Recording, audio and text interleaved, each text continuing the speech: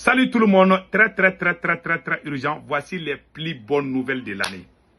Aujourd'hui, dimanche 7 juillet 2024. Le président Assimi Goïta est nommé président en exercice de l'AES, l'Alliance des États d'Israël. La deuxième bonne nouvelle est la plus bonne. Le Niger vient de chasser les soldats canadiens.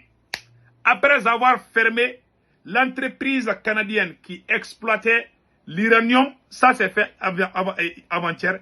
Hier, alors, la base aérienne des soldats allemands au Niger est déjà fermée. Nous disons bravo au général Tchani. Après, nous allons vous montrer les temps forts de ces sommets de l'AES au Niger. Donc, mes chers amis, allons-y avec la première bonne nouvelle. Le président Assimi Goïta est nommé président en exercice de l'AES. C'est une excellente nouvelle. Oui, on est tous contents. Qu'est-ce qu'il faut faire maintenant? Quand ils ont fait la rencontre, il y a eu beaucoup de décisions et concernant la collaboration entre les trois États. La libre circulation des personnes et leurs biens. Tu vas quitter Bamako jusqu'à Ouagadougou, on ne va pas te demander ta carte d'identité, sauf dans le cadre de l'insécurité. Voilà. Sinon, c'est le même pays désormais. Donc, allez-y dormir et ne vous inquiétez pas. Voilà, le sommet a été très bien organisé. On a vu les discours des trois présidents. Vraiment, capitaine Ibrahim Traoré Chapeau. Votre discours là m'a rendu vraiment, m'a rendu très confortable. Donc, mes chers amis, nous allons partir avec, voilà, il y a eu des sommets là. Les trois présidents étaient là. Voilà. Donc, tout était planifié. Mais j'ai vu quelque chose là. Vraiment, je ne peux pas dire. Il paraît qu'il y a des gens qui voulaient attaquer les trois présidents. Je ne sais pas. J'ai vu cette image là.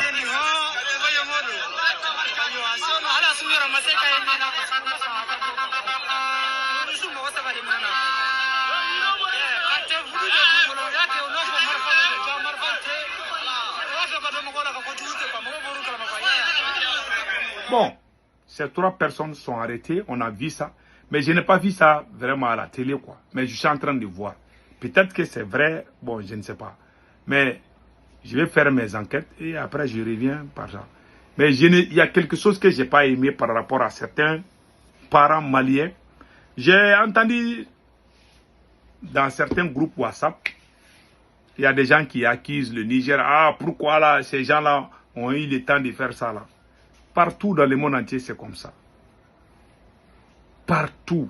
Donc, il ne faut pas accuser le Niger. Le Niger a très bien organisé. Et nous tirons les chapeaux au général Tchani. Pour l'amour de Dieu, il ne faut pas venir nous chauffer les tympans pour dire que le Niger devait empêcher ça là. S'il n'y avait pas de sécurité, est-ce qu'on allait arrêter ces gens-là? Donc, s'il vous plaît, restons unis. Car c'est l'union qui fait la force. Voilà, c'est tout ce que moi j'ai à vous dire. Maintenant, allons-y avec les choses sérieuses. Voilà. Voilà ce qui est écrit ici. L'Allemagne, voilà, l'Allemagne abandonne, voilà, l'armée allemande va abandonner sa base aérienne. L'armée allemande va cesser d'exploiter sa base de transport aérien au Niger le 31 août. Les négociations avec les autorités de ces pays ayant échoué, a indiqué samedi le ministre allemand de la Défense. C'est le ministre allemand de la Défense qui est sorti dire que il voulait négocier avec le Niger là, mais malheureusement ça a échoué. Ça n'a pas marché. Voilà. Donc, pourquoi ça n'a pas marché? Parce que l'Allemagne demande au Niger de ne pas collaborer avec la Russie. Ouais, ces gens-là n'ont aucun respect envers nous. Ils nous prennent comme des objets. Donc finalement, il n'y a pas eu d'entente entre l'armée allemande et les autorités. Voilà ce qui est écrit ici. Selon le ministre allemand de la Défense, l'armée allemande va cesser d'exploiter sa base de transport aérien d'ici le 31 août. Les négociations avec la junte militaire ont échoué, a-t-il précisé. La coopération militaire avec le Niger sera également abandonnée. Ah, ils sont fâchés. Des soldats allemands forment toujours des forces spéciales nigériennes à Tilia, dans le nord de la région de Tawa.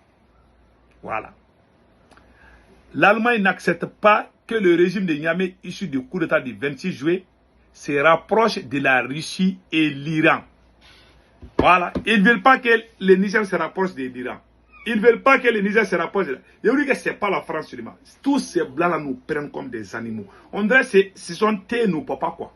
Tout ce qu'on doit dire, on doit nous mettre à genoux pour les expliquer. Ça fait mal, hein? Ça fait très mal. Donc, aujourd'hui, nous sommes contents. Nous sommes contents parce que non seulement le Niger a fermé. Il y a une société allemande qui s'appelle Covix, qui exploitait l'uranium dans certaines localités au Niger. Ils ont fermé ça. Ils ont retiré les permis d'exploitation. Ça, c'est la première victoire. La deuxième victoire, ils viennent de chasser l'armée allemande. Donc, vraiment, nous pouvons taper avec notre poitrine pour dire que vraiment, ça c'est une très grande victoire. Donc, mes chers amis, allons-y écouter le temps fort du sommet de l'AES. Voilà. Le temps fort. De la chaîne. C'est inconcevable pour eux. C'est donc aujourd'hui que les chefs d'État de l'Alliance des États du Sahel tiennent leur premier sommet. Les présidents du Burkina Faso, du Mali et du Niger sont réunis à Niamey pour mener la réflexion sur la bonne marche de l'AES, trouver les meilleurs termes de partenariat pour relever les défis communs au plan de la sécurité, de l'économie et de la souveraineté, notamment l'ouverture des travaux du premier sommet de l'AES avec Wendy Ambachil Kabouré. Voilà. Ils nous ont trahis depuis l'indépendance et d'autres continuent jusqu'aujourd'hui à nous trahir au profit de leur maître. Ces individus continuent toujours, contre vents et marées, à piller l'Afrique, à aider le maître à piller l'Afrique. Ils se plaisent à le dire chaque année dans leurs sondages économiques. Le Burkina est le pays le plus pauvre, le Mali est le pays le plus pauvre, le Niger est le pays le plus pauvre. Nous sommes classés parmi les derniers. Très bien, si nous sommes aussi pauvres qu'ils le disent, mais quand est venu le moment de prendre nos responsabilités, nous avons demandé à ces maîtres de quitter les lieux. Pourquoi ne veulent-ils pas partir? Lorsque nous avons décidé ainsi, eh bien, nous avons été approchés par certains esclaves de salon pour nous passer le message de leur maître. Voilà.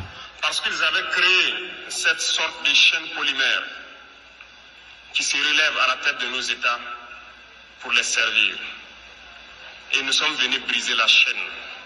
Et c'est inconcevable pour eux. Nous n'allons plus permettre cela. Les gens sont éveillés et les gens se battent aujourd'hui, pas pour nous-mêmes, mais pour les générations à venir. Et merci à tous pour le combat qui est livré. Cela ne nous fait jamais pleurer. Nous n'allons pas trembler.